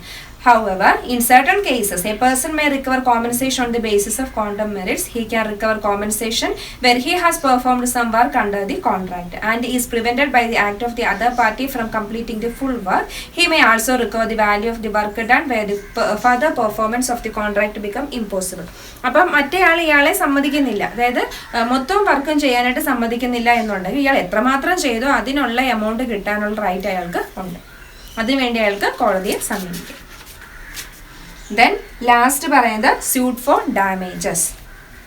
The term damages may be defined as the monetary compensation payable by the defaulting party to the aggrieved party for the loss suffered by him.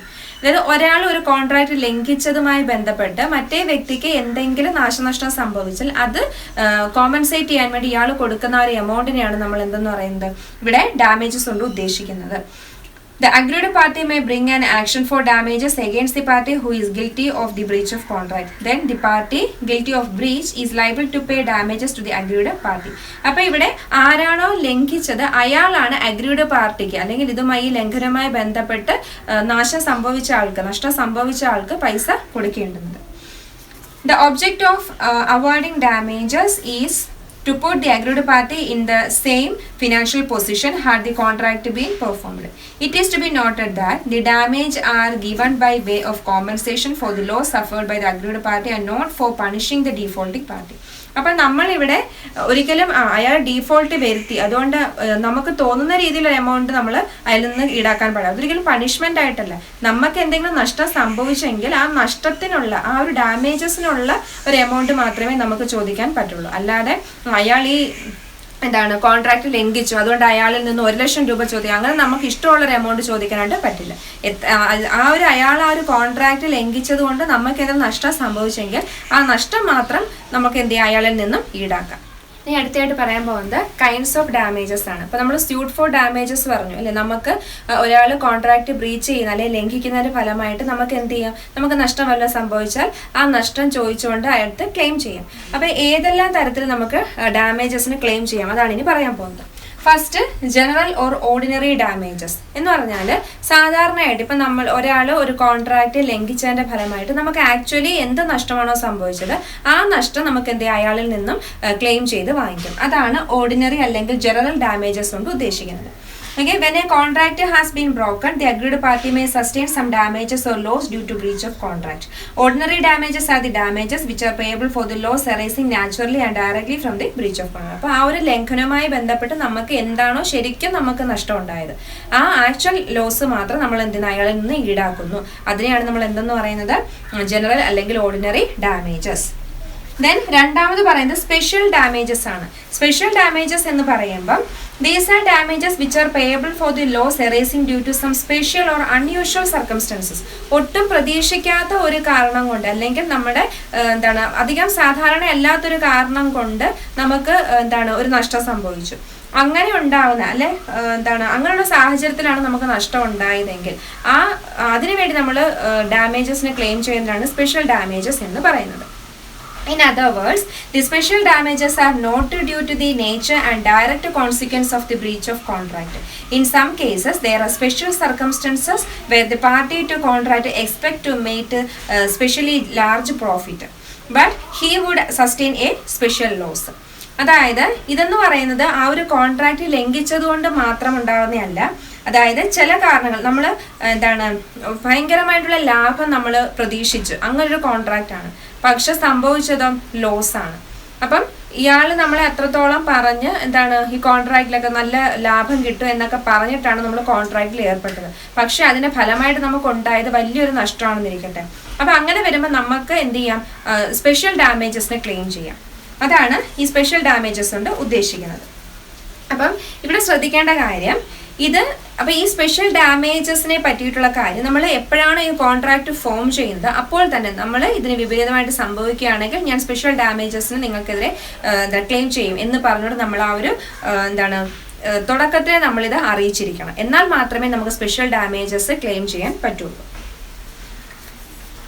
Then അടുത്ത പറയുന്നത് nominal damages ആണ്. Nominal damages എന്ന് പറഞ്ഞാൽ ഇപ്പം ഒരാളൊരു contract ലംഘിച്ചു എന്ന് കരുതി നമുക്ക് നഷ്ടമൊന്നും സംഭവിച്ചില്ലെങ്കിൽ പോലും ആ കോൺട്രാക്ട് ലംഘിച്ചു എന്നുള്ള പേരിൽ നമുക്ക് എന്ത് ചെയ്യാം, ഡാമേജ് സംഭവിക്കാം.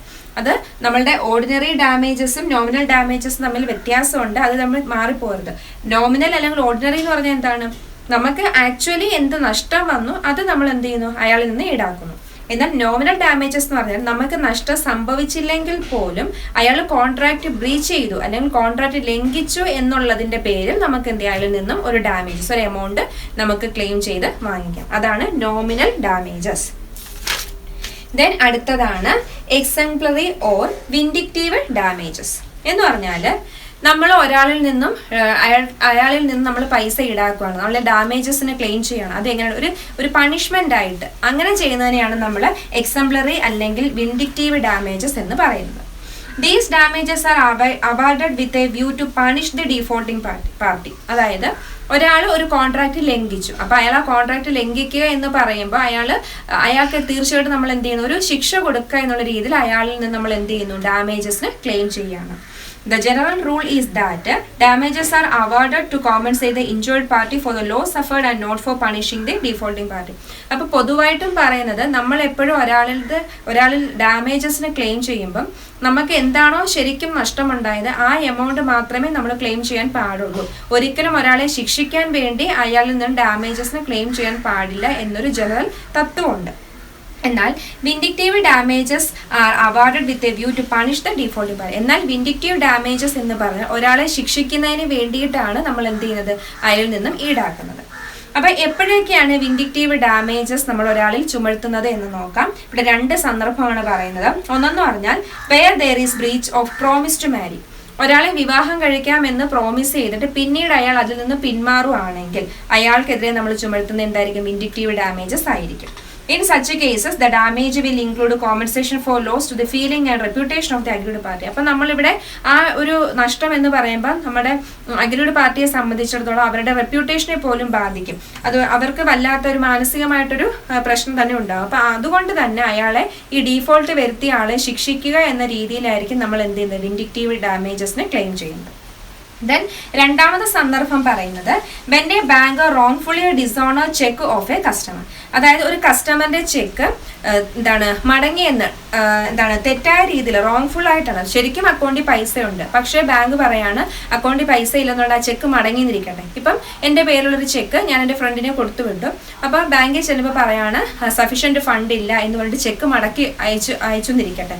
അപ്പോൾ ആ ഒരു സന്ദർഭം എന്ന് പറയുമ്പോൾ ഒരു കസ്റ്റമറായ എൻ്റെ പ്രസ്റ്റീജ് ഇഷ്യൂ ആണ് അല്ലെ, അല്ലെങ്കിൽ എൻ്റെ റെപ്യൂട്ടേഷനെ ബാധിക്കുന്നതാണ്. അപ്പോൾ തീർച്ചയായിട്ടും എൻ്റെ അക്കൗണ്ടിൽ സഫീഷ്യൻറ്റ് ഫണ്ട് ഉണ്ടായിട്ടും ബാങ്ക് ഇല്ല എന്ന് പറഞ്ഞാൽ ചെക്ക് മടക്കി വിടുകയാണെങ്കിൽ എനിക്ക് എന്ത് ചെയ്യാം, ബാങ്കിനെതിരെ ഈ പറയുന്ന പോലെ വിൻഡിക്റ്റീവ് ഡാമേജസിന് ക്ലെയിം ചെയ്യാവുന്നതാണ്. അപ്പം ഈ 2 സന്ദർഭങ്ങളാണ് ഒരാളുടെ പേരിൽ വിൻഡിക്റ്റീവ് ഡാമേജസിന് ക്ലെയിം ചെയ്യാനായിട്ട് പറ്റുന്നത്. ഇനി ലാസ്റ്റ് പറയാൻ പോകുന്നത് liquidated damages and penalty.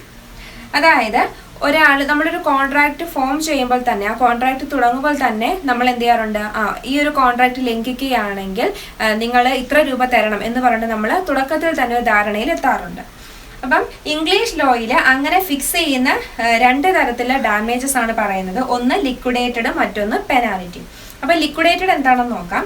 If the amount of damages fixed for the breach of contract is fair and genuine pre-estimate of the probable damages, such an amount is known as liquidated damage. അതായത് നമ്മൾ എന്താണ് ഒരു കോൺട്രാക്റ്റിൽ enter ചെയ്തു. അപ്പം അഥവാ ഈ contract ലംഘിക്കുകയാണെങ്കിൽ നമുക്കറിയാലോ ഈ ഒരു കോൺട്രാക്ട് ലംഘിക്കുകയാണെങ്കിൽ ഏകദേശം നമുക്ക് എന്തുമാത്രം നഷ്ടം വരും എന്നുള്ളത് നമ്മൾ പ്രീ എസ്റ്റിമേറ്റ് ചെയ്തിട്ട് ഒരു ന്യായമായ ഒരു ഡാമേജസ് നമ്മൾ എന്ത് ചെയ്യുന്നു, ക്ലെയിം ചെയ്യും. അതിനെയാണ് നമ്മൾ എന്തെന്ന് പറയുന്നത്, ലിക്വിഡേറ്റഡ് ഡാമേജസ് എന്ന്. ഇപ്പോൾ ഇവിടെ ശ്രദ്ധിക്കേണ്ടത് നമ്മൾ ചുമത്താൻ പോകുന്ന ഡാമേജസ് ഫെയറും ആയിരിക്കണം, ജെന്യൂനും ആയിരിക്കണം. അതായത് നമ്മൾ മുൻകൂട്ടി കണക്കാക്കും, അയാൾ ഈ പറയുന്ന ആൾ ഈ ഒരു കോൺട്രാക്ട് ലംഘിക്കുകയാണെങ്കിൽ നമുക്ക് ഏകദേശം എന്തുമാത്രം നഷ്ടം വരും എന്ന് നമ്മൾ മുൻകൂട്ടി തീരുമാനിച്ചിട്ട് അത് നമ്മൾ എന്ത് ചെയ്യും, കോൺട്രാക്റ്റിൽ എടുത്തു പറയും. ഈ കോൺട്രാക്ട് ലംഘിക്കുകയാണെങ്കിൽ നിങ്ങൾ ഇത്ര രൂപ നഷ്ടപരിഹാരമായിട്ട് തരണം എന്ന് നമ്മൾ മുൻകൂട്ടി പറയുന്നതിനെയാണ് ലിക്വിഡേറ്റഡ് ഡാമേജസ് എന്ന് പറയുന്നത്. എന്നാൽ പെനാലിറ്റി എന്ന് പറഞ്ഞാൽ sometimes the amount of damages fixed for the breach of contract is not fair and genuine pre estimate of the probable damages but is disproportionate to loss due to breach of contract such an amount is called penalty. അപ്പൊ ഈ penalty എന്ന് പറയുന്നത് മുൻകൂട്ടി തീരുമാനിക്കുന്നതാണ്. അതായത് ഒരാൾ contract ലംഘിക്കുകയാണെങ്കിൽ, ആ കോൺട്രാക്റ്റിൽ പറയുന്ന കാര്യം ചെയ്യാതെ പിന്മാറുകയാണെങ്കിൽ അയാൾ തരേണ്ടുന്ന എമൗണ്ട് തന്നെയാണ്. പക്ഷെ ഇവിടുത്തെ പ്രത്യേകത എന്ന് പറഞ്ഞാൽ നമ്മൾ മുൻകൂട്ടി അയാൾ അഥവാ ഈ കോൺട്രാക്ട് ലംഘിക്കുകയാണെങ്കിൽ എത്ര രൂപ വരും എന്ന് നമ്മൾ കണക്ക് കൂട്ടിയല്ല പറയുന്നത്. നമുക്ക് ഇഷ്ടമുള്ളൊരു എമൗണ്ട്, അത് അൺഫെയറും ആയിരിക്കും, ജെന്യുവൻ അല്ലായിരിക്കും. നമുക്ക് ഇഷ്ടമുള്ളൊരു എമൗണ്ട് നമ്മൾ എന്ത് ചെയ്യും, ഒരു പിഴയായിട്ട്, ഒരു പെനാലിറ്റി ആയിട്ട് നമ്മളങ്ങ് ചുമത്തും. അതാണ് പെനാൽറ്റി കൊണ്ട് ഉദ്ദേശിച്ചത്. നമ്മൾ ആ മുൻകൂട്ടി പറയുന്ന എമൗണ്ട് എന്തായിരിക്കും, ന്യായമായിരിക്കത്തില്ല. നമുക്ക് ഇഷ്ടമുള്ളൊരു എമൗണ്ട് നമ്മളങ്ങനെ കണക്ക് കൂട്ടിയോ അല്ലെങ്കിൽ നമുക്ക് ആക്ച്വലി ഉണ്ടാവുന്ന നഷ്ടമായിരിക്കത്തില്ല നമ്മൾ പറയുന്നത്. അതിനൊരു എക്സാമ്പിൾ നോക്കാം. A agree to pay ₹500 to be on a particular date and further agrees in case 500 is not paid within the particular date, A should pay ₹3,000 to B. ഇവിടെ നോക്കിയാൽ എ എന്ന് പറയുന്ന ആള് പറയാണ് ബിക്ക് എന്ത് ചെയ്യാം, 500 രൂപ നൽകാം എന്ന് പറയാണ്, ആ ഒരു പർട്ടിക്കുലർ ഡേറ്റിൽ നൽകാം എന്ന് പറയാണ്. എന്നിട്ട് പറയാണ് അഥവാ ആ ഡേറ്റിൽ തന്നില്ല എന്നുണ്ടെങ്കിൽ എന്ത് ചെയ്യും, 3000 രൂപ പിഴ ചുമത്തും. അപ്പൊ ഇവിടെ വെറും 500 രൂപ കൊടുക്കാമെന്ന് പറഞ്ഞിട്ട് ആ 500 രൂപ കൊടുത്തില്ലെങ്കിൽ നമ്മൾ ഈടാക്കിയ പെനാൽറ്റി എന്താണ്, 3000 ആണ്. അപ്പോൾ ഒരു 500 രൂപ സമയത്ത് കൊടുത്തില്ലെങ്കിൽ ഉണ്ടാവുന്ന പെനാലിറ്റി എന്താണ്, വളരെ അൺഫെയർ ആണ് അല്ലേ. ഒരിക്കലും 500 രൂപ കൊടുക്കേണ്ട സ്ഥാനത്ത് നമ്മൾ കൊടുത്തില്ലെങ്കിൽ 3000 രൂപ പിഴ അടയ്ക്കുന്ന എന്ന് പറയുമ്പോൾ ന്യായമായ കാര്യമല്ല. അപ്പൊ അങ്ങനെയൊക്കെ നമുക്കുണ്ടാകുന്ന നഷ്ടം ശരിക്കും 3000 രൂപ നഷ്ടം വരുമോ, ഇല്ല. പക്ഷെ നമ്മൾ എന്താണ്, ഒരു 3000 രൂപ അയാൾക്കെതിരെ അങ്ങ് പെനാൽറ്റി ചാർജ് ചെയ്യാം. അപ്പൊ അങ്ങനെയൊക്കെ ചെയ്യുന്നതിനെയാണ് നമ്മൾ പെനാൽറ്റി എന്ന് ഉദ്ദേശിക്കുന്നത്. അങ്ങനെ മൊത്തം 5 ടൈപ്പ് ഡാമേജസ് ആണുള്ളത്. അതായത് ഇത് പറയുന്നതാണ് നമ്മളുടെ റെമഡീസ്. അതായത് ഒരു കോൺട്രാക്ട് ലംഘിക്കുകയാണെങ്കിൽ അതിനുള്ള റെമഡീസിനകത്ത് പറയുന്ന സ്യൂട്ട് ഫോർ ഡാമേജസിൽ വരുന്ന 5 കൈൻഡ്സ് ആണ് ഇത്.